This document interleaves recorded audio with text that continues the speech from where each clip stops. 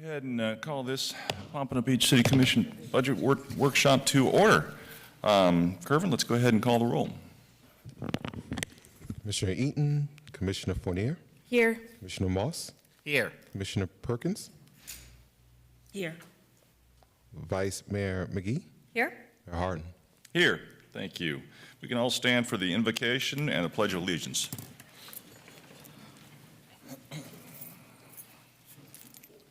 Father, please give us the wisdom to consider this budget for our city, allow us to do the best for our residents, come to consensus on the future revenues and spending for our city, and make our city great.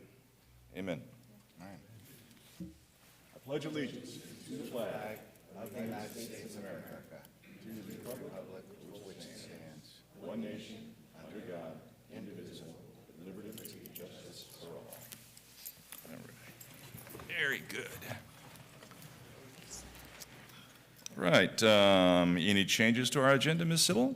No, Mayor. Very good. Can I get a motion approving the agenda as printed? So moved. Second. Moved and seconded. All in favor say aye. Aye. Opposed? Motion carries unanimous. That takes us up to presentation. City Manager's presentation, budget overview and summary FY 2023-2024. After the presentation, the City Commission will recess for half hour and then reconvene in the City Manager's large conference room on the 4th floor of City Hall. At this time, I'll turn it over to you, Ms. Sybil. Thank you, Mayor. Good morning again, Commissioners. As you may recall, back in June, we held our first budget workshop, at which point we presented the recommended fiscal year 2024 general fund budget.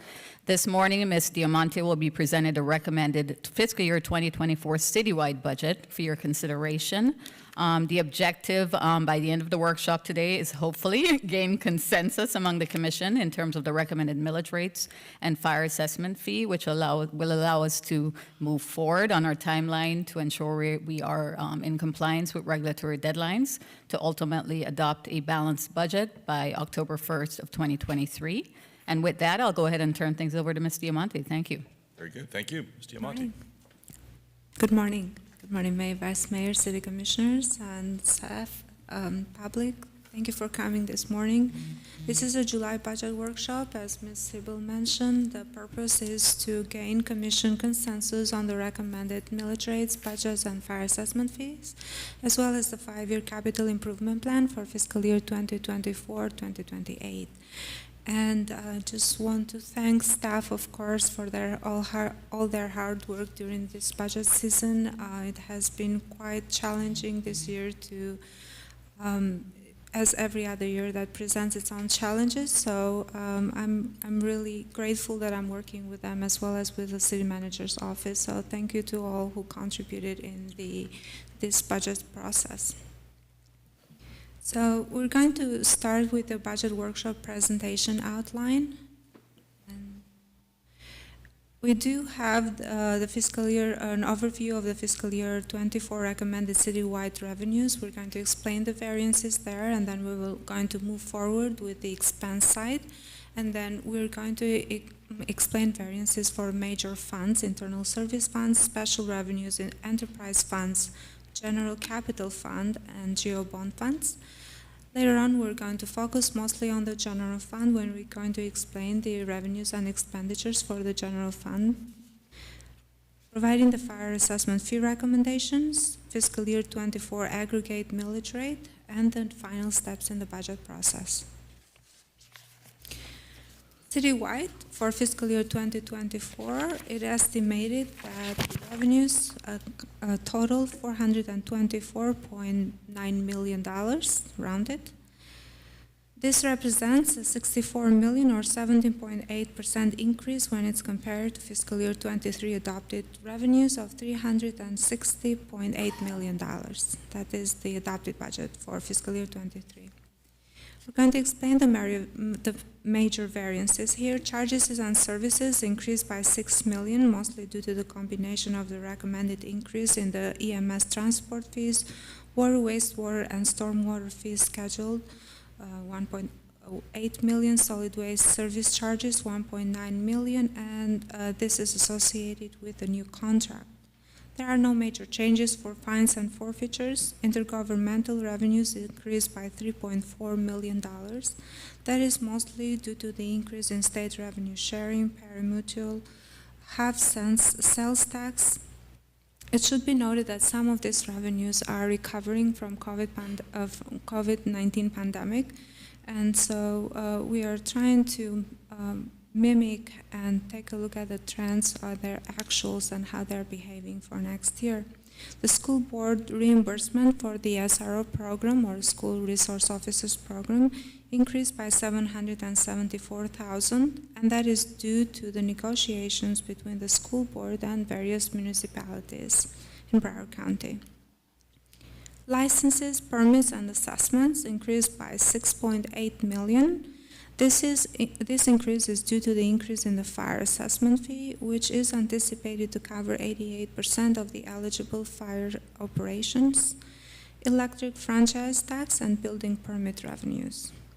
Miscellaneous revenues increased by $1.1 million. It's mostly due to the updated utility recovery fee, disposal fees, and lease revenues. Other financing sources increased by $15.4 million, and this is the net increase. We do see some increases and decreases there, mostly due to the fund balance for various funds allocated usually for capital improvement projects for all funds budgeted. Other sources increased by $6 million, mostly due to the updated internal service fees. Transfers, the net increase is $13 million. We do see an increase from the general fund to the EMS fund and the capital improvement fund. We do have a decrease in ARPA funds, that was one-time allocation of those funds for public safety expenditures. Decrease in utility and stormwater transfer to the capital funds due to the scheduling of the capital improvement projects. Then we do have an increase in park impact fee fund to the general capital fund for capital projects. And a decrease in parking capital fund transfer due to the one-time nature of the expense.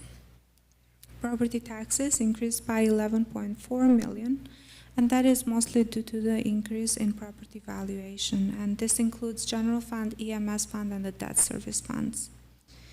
Non-ad valorem taxes increased by $898,000, mostly due to the stabilization of these revenues from COVID-19 pandemic.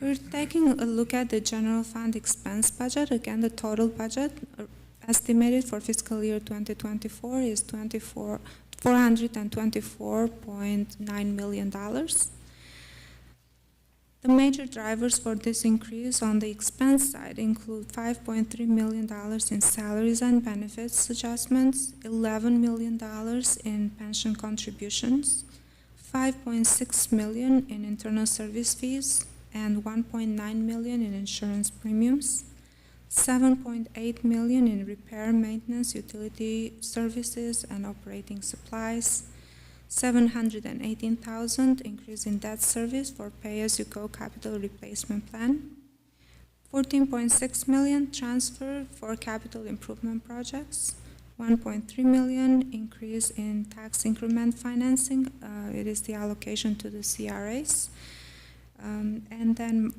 various miscellaneous expenditures. This chart illustrates the recommended fiscal year 24 budget for major fund categories compared with the 23 adopted budget. We're going to move forward with the explanation of variances for major fund categories, and we're going to start with the internal service funds, which accounts for services provided to other departments or agencies on a cost of reimbursement basis. Central stores and central services funds are comparable to fiscal year 23 adopted budget. We do have a 13% or $468,000 increase in information technologies fund. This is primarily due to the annual adjustments of salaries and benefits, which include the full-time cybersecurity officer, citywide computer replacement, and annual software subscriptions. 6% or $880,000 increase in health insurance funds is due to the annual adjustments of insurance premiums. 27% or 1.6 million increase in risk management is primarily due to the adjustments of insurance premiums and contingency account. $560,000 in vehicle services is mainly due to the adjustments in auto parts. Special revenue funds are established whereby the revenues are restricted for a special purpose. Office of Housing and Urban Improvement, or OHUI as it's referenced, recommended budget is comparable to 23 adopted budget. This is grant funding. 95% or $13.5 million in increase in building inspections fund is mostly associated with the increase in personnel adjustments, capital, and $5.4 million to the building capital improvement fund, as well as internal service charges. We do have a $50,000 increase for local law enforcement trust fund. This fund is used to cover the cost of the SRO program. $3.1 million increase in EMS fund is mostly associated with the increase in personnel costs as approved by the collective bargaining agreement. $392,000 in project management CIP fund is mostly associated with the salaries and benefit adjustments. And then we have one-time expenditures for cemetery trust funds. Last year we did have a couple of capital improvement projects which we allocated funding for. Enterprise funds are to recover the costs of services provided by the function. We do have $1.7 million increase in the utilities and renewal and replacement fund, which is the capital fund for the utilities. And it's mostly associated with the adjustments in salaries and benefits to include 2 full-time positions, capital replacement plan for fiscal year 24, and disposal charges. We do have a decrease in transfers to the capital replacement plan due to the timing of the CIPs. $3.2 million increase in stormwater and stormwater capital fund is due to the scheduling of the capital projects, and then to include also 2 full-time positions.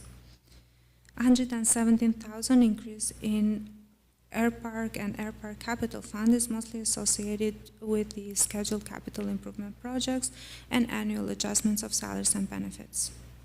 We do have $2.2 million decrease in parking and parking capital fund. It is due to the decrease in transfers as a one-time capital project was funded last year. $2.2 million increase in solid waste fund is mostly associated with the increase in hauling charges as per the new contract and some contingency and capital replacement plan associated with the operations of this fund. Geo-bond debt service fund is comparable to last year's budget. Again, we do see a little decrease here due to the increase in the property valuation, but this is based on the schedule of payments for debt and principal of these geo bonds.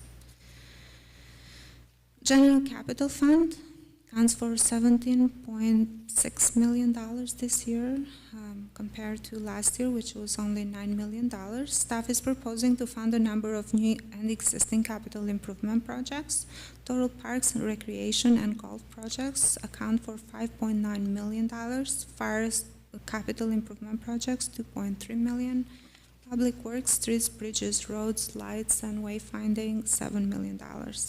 A detailed list of all capital improvement projects has been included in your backup and your recommended budget book. The recommended general fund budget, we're estimating a total of $210 million. General government services account for 15% of that amount. Public works, facilities, engineering, 18% or $36.9 million. Parks, recreation, cultural affairs, tourism, and marketing, 13% or $27.5 million. And the majority of the expenditures goes for public safety services, $113 million or 54%. This chart is a historical chart that shows 2 years worth of actuals, last year's adopted, and the recommended budget for the general fund. We do have a $30.3 million increase when we compare the recommended budget with the approved budget of fiscal year 23. Moving forward, we're going to explain the variances for the general fund recommended expenditures. Personnel services increased by $12 million, and this is due to the pension contribution, $9.2 million, which includes also the police pension contribution that the city is going to make and we did go into this explanation in the June workshop. We're taking over and administer this expense from Broward County Sheriff's Office contribution. So it's just administrative in nature. It doesn't change anything to the city's contribution towards this plan. Operating expenses increased by $4.9 million. This is mostly due to the utilities and maintenance accounts, internal service charges, and the PSO contract that is shifted. The city is aware that there is a recent bill signed regarding the Florida retirement system, which is going to make changes to the pension contribution for police officers. We're currently still working with the Broward County Sheriff's Office to determine the cost of that, of the impact of that particular bill. So we're going to reevaluate that and come back to you with those numbers. We do have a capital decrease of $287,000. This is due to one-time capital replacement plan for the city. Transfers increased by $11.1 million, and this is due to the additional one-time funding allocated for the general capital projects and EMS fund. Other expenses increased by $2.4 million, and is primarily associated with the debt service for capital lease, tax increment financing to the CRAs for the CRA districts. Now we're going to look at each department in the general fund and explain the variances there. We have the general government. The increase is 9% or $1.3 million. And it is primarily due to the annual adjustments for salaries, benefits, and pension contributions to include 3 new full-time positions. Finance department increased by $190,000, primarily due to the annual adjustments for salaries and benefits. Development services, we do have a decrease here. We are proposing to transfer 8 positions related to the business tax receipts function to code compliance. However, we have added $380,000 for sustainability project portfolio as previously approved by the City Commission. Code compliance, again, we do see a variance in code compliance. We transfer the business tax receipt function here. It's 8 positions and associated operating expenditures. This reorganization will streamline the existing services as a result and will bring efficiencies for the city. Police services increased by $3.3 million is due to the annual consideration for police services provided by our Broward County Sheriff's Office, which also includes the SRO program, all 16 SROs. Fire increased by $5.4 million, and that is mainly due to the increase in personnel costs associated with the approved collective bargaining agreement. We do have 1 new full-time position that is going to provide assistance for the Fire Training Academy. Public Works increased by $1.5 million, mostly due to the annual adjustments for salaries, fringe benefits, pension contribution, and other internal service charges. Engineering, $175,000 due to the annual adjustments of salaries and benefits. Facilities maintenance increase is primarily due to the associated adjustments for utility and maintenance accounts, and due to the electric FPL conversion of light fixtures, as well water bill, and also we are proposing a new full-time general trades mechanic. Parks and Recreation increased by $2 million is associated with the annual adjustments of salaries and fringe benefits, as well as pension contributions, 2 full-time park rangers positions, maintenance for parks and other facilities. Non-departmental increased by $14.1 million. This is mostly due to the transfers to the EMS fund and the general capital fund, and also the TIF increment, tax increment financing. Housing and social services, 8%. This is due to the annual adjustments of salaries and benefits. Now we're going to move forward with the non-ad valorem revenues. We are estimating $113.5 million in total ad valorem revenues. And taxes, non-ad valorem taxes account for 16% of the total. Franchise taxes and fire fees, 35%. Intergovernmental revenue, 15%. Charges for services, 6%. Fines and forfeitures, 1%. Miscellaneous and transfers, 4%. And other sources, 23%. Again, this is a chart that illustrates the non-ad valorem revenues for the general fund. We account for $19.8 million increase when it's compared to fiscal year 23 adopted budget. Explaining variances, non-ad valorem taxes increased by about $700,000, mostly due to the adjustments to utility services taxes. Franchise and fire fees, $5.8 million. Associated with the recommended adjustments for the fire assessment fees, $3.8 million. And adjustments in franchise taxes, $2 million. Intergovernmental revenues increased by $3.4 million, associated with the adjustment of state revenue share, local shared revenues, and federal grants. Charges for services increased by $950,000 due to the anticipated revenues generated from the reopening of the Pines course. No significant changes for fines and forfeitures and miscellaneous and transfers. We do have a decrease in ARPA revenues. As mentioned, this was a one-time funding allocated in 23 for public safety expenditures. Other sources increased by $11.5 million, and this is due to the one-time allocation of fund balance for capital improvement projects. As previously mentioned, a number of state and other revenues are being adjusted due to the stabilization following the COVID-19 pandemic. Fiscal year 24 proposed fire assessment fees. As mentioned in June budget workshop, the city hired a consultant to update the fire assessment fee study for the allocation of fees based on the services provided.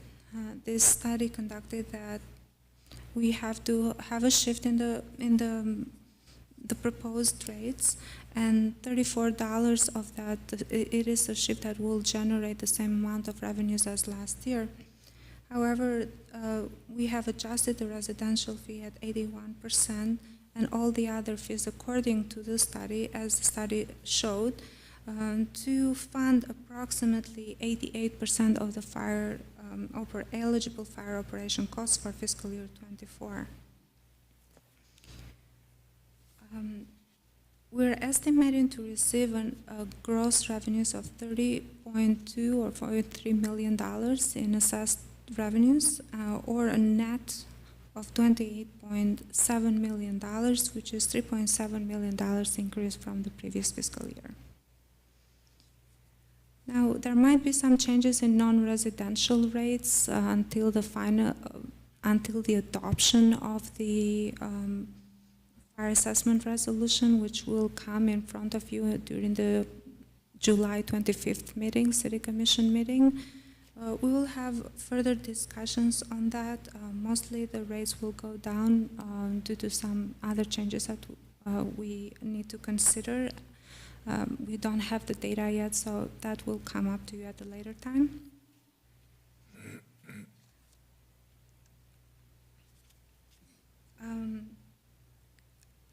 Final note here is that the general fund ad valorem revenues cover approximately 100% of the Ocean Rescue Division, and the EMS budget, the transfer to the EMS budget, which of course is not covered by the fire assessment fee. Those are not eligible costs. Now, we do have a total recommended budget on the expenditure side, and then we calculated and estimated the non-ad valorem revenue sources. We calculate then the ad valorem revenues that will be needed to have a balanced budget for the general fund. The city received the July 1st valuation, which came in at $19.1 billion.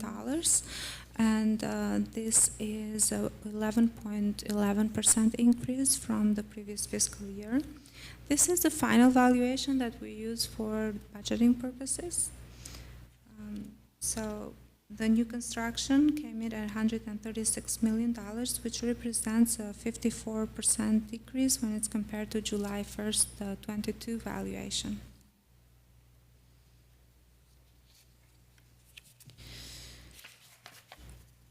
So total estimated expenditures for the general fund are $210 million,